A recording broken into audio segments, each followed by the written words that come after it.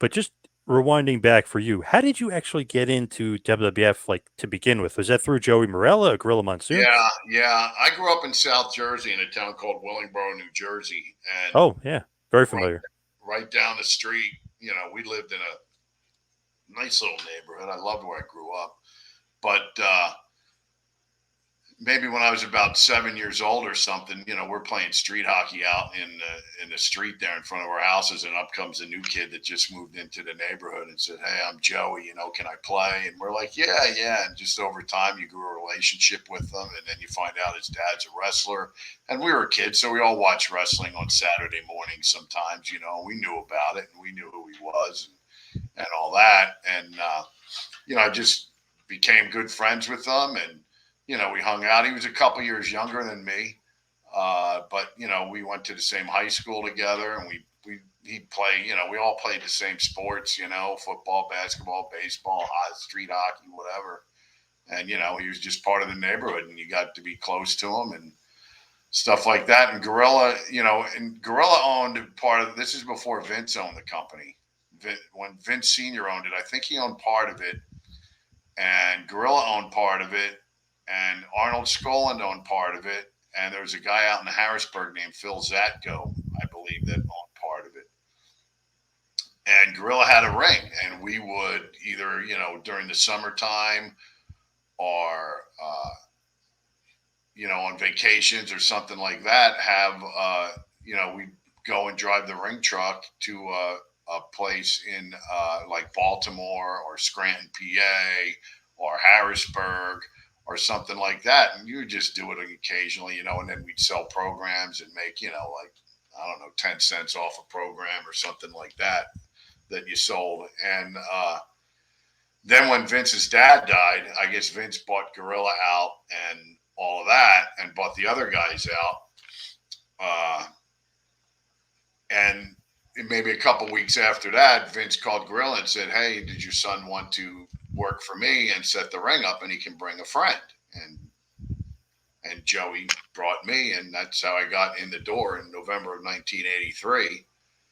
And we just started driving around and setting rings up, and then the business just started to expand as Vince made it, and it just got bigger and bigger and bigger all the time.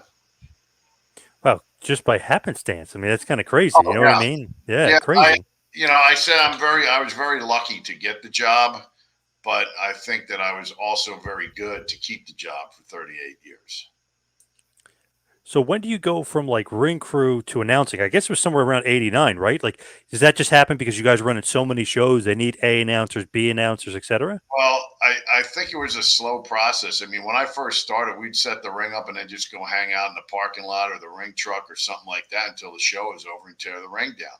But over time, as things got more involved, you would take jackets, you would, ring the bell, you would play the music also.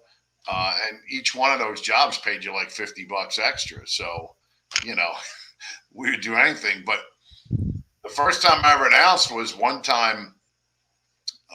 I think we were doing a show in like East Stroudsburg, Pennsylvania, or something at some high school, and the ring announcer didn't show up.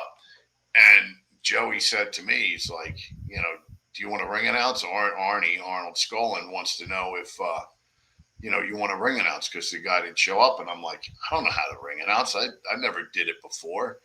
I'm dressed here in like sweatpants and a t-shirt, you know, Yep. and he's like, well, he says he'll pay you like $100. And I said, okay, well, I'll do it. So I just sat at ringside and announced, the wrestlers that were coming out. I wasn't even in the ring. I just sat by the table there. I think Tony Atlas was at that show. So I probably announced him and maybe like Mike Sharp and some of those other guys. But that was the first time.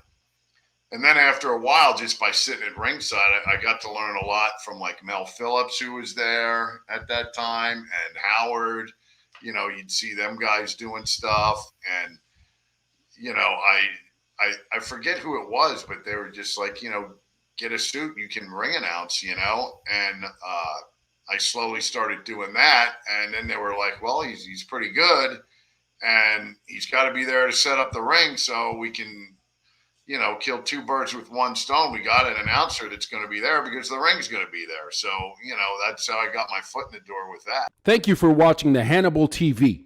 Please like this video if you enjoyed it and click the subscribe button to not miss any of our latest shoot interviews, match videos, or news updates. Follow us on Twitter at the Hannibal TV for instant updates.